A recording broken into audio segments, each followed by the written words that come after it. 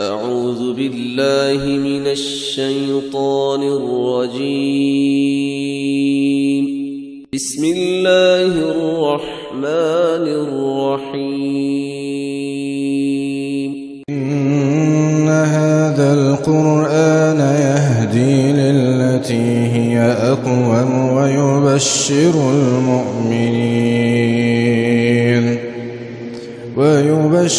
المؤمنين الذين يعملون الصالحات أن لهم أجرا كبيرا وأن الذين لا يؤمنون بالآخرة أعتدنا لهم عذابا أليما.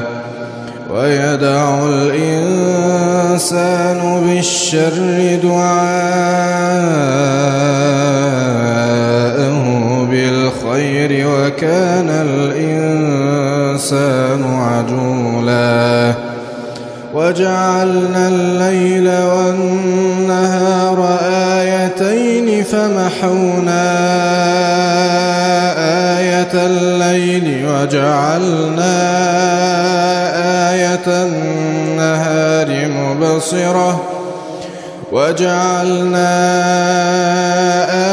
النهار مبصرة لتبتغوا فضلا من ربكم ولتعلموا عدد السنين والحساب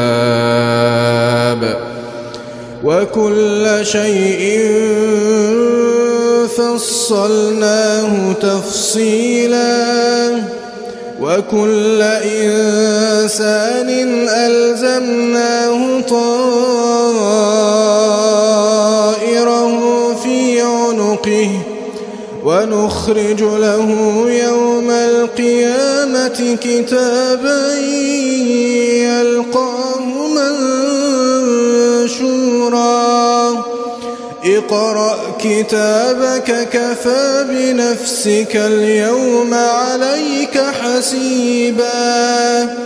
من اهتدى فإنما يهتدي لنفسه ومن ضل فإنما يضل عليها ولا تزر وازرة وزر أخرى وما كنا